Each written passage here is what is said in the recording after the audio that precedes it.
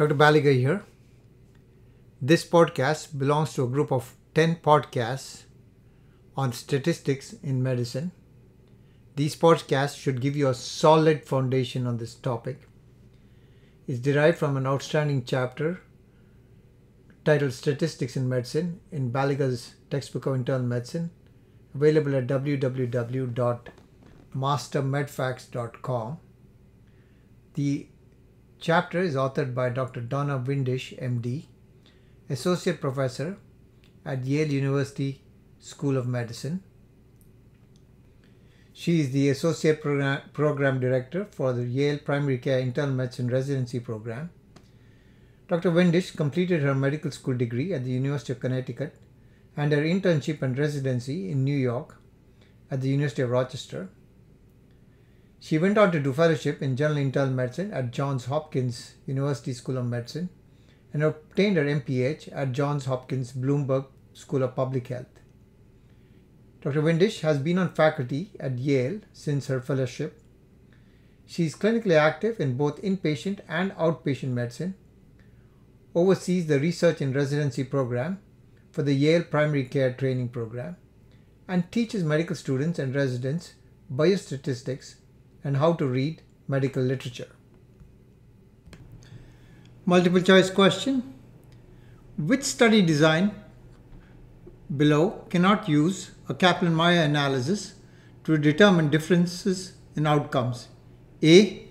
Prospective cohort study. B. Randomized control trial. C. Cross-sectional study. And D. Pre-post study. The answer is C. Cross-sectional study. Kaplan-Meier analysis uses time to an event in its calculations. Since a cross-sectional study occurs at one point in time, one cannot use any time to even analysis when assessing study outcomes. One cannot use Cox proportional hazard regression either for the study design. Survival analysis. Survival analysis is a method of comparing the time it takes for an event to occur. We often assess time to mortality in medicine, but the endpoint can be any factor, such as the time to an adverse event. There are two types of survival analysis: Kaplan-Meier analysis and Cox proportional hazards regression.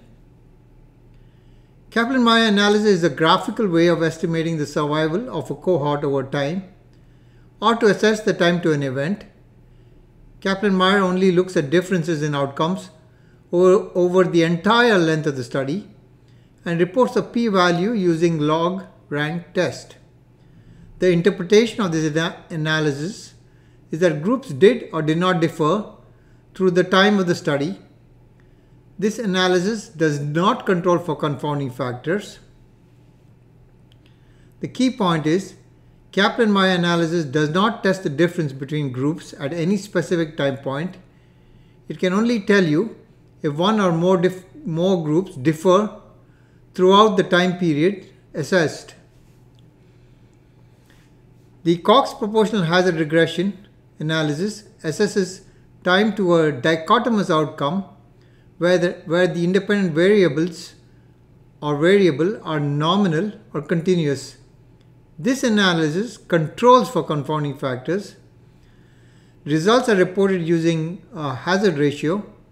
The hazard ratio is interpreted like a relative risk in that it is the risk of an event when comparing the exposed group to the unexposed group.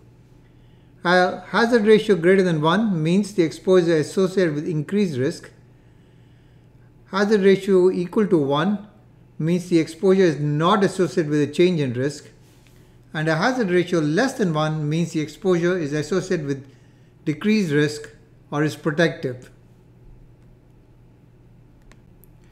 History behind the Kaplan-Meier curve.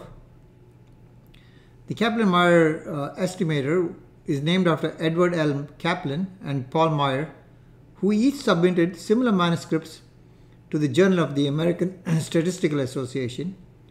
The journal editor John Tukey convinced them to combine their work into one paper, which is then cited over 57,000 times since its publication.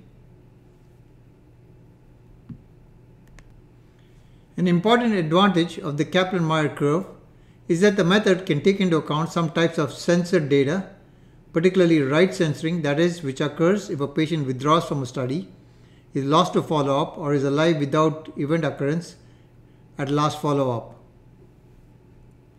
In order to generate a Kaplan-Meier estimator, at least two pieces of data are required for each patient or each subject: the status at last observation and the time to event.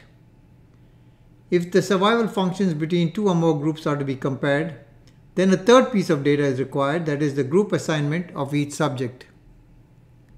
The Kaplan-Meier estimator is one of the most frequently used methods of survival analysis. The estimate may be used to examine recovery rates, the probability of death, and effectiveness of treatment.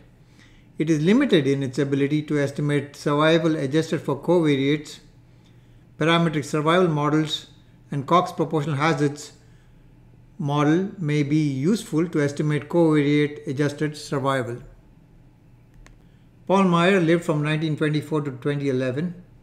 He influenced the field of statistics in two major ways: as a proponent of a method that helped to eliminate bias in determining the effectiveness of treatments in clinical trials, and by introducing a system used to estimate survival rates for patients undergoing different treatments in trials. A longtime professor at the University of Chicago, his work in methods for clinical trials led to a system that randomized which patients received an experimental treatment as opposed to a more traditional therapy. His contributions to randomized trials and so forth, and to rigorous methodology, now enables us to accurately assess what works and what doesn't, and has had a huge impact on patients' lives. Edward Kaplan lived from 1920 to 2006. After completing his PhD in 1950, he worked at Bell Telephone Labs, New Jersey, and then went to the Lawrence Radiation Laboratory in Livermore, California, where he worked on the Monte Carlo simulations. In fall of 1961, he joined the math department at Oregon State University, where he spent the remainder of his career. The Cox proportional model is named after Sir David Roxby Cox, a prominent British statistician. Was born in 15 July 1924. He was born in Birmingham, and he lived near the jewelry quarter because his father was a part owner of a jewelry shop. He attended the local grammar school. He studied math at St. John's College in Cambridge and obtained his PhD from the University of Leeds.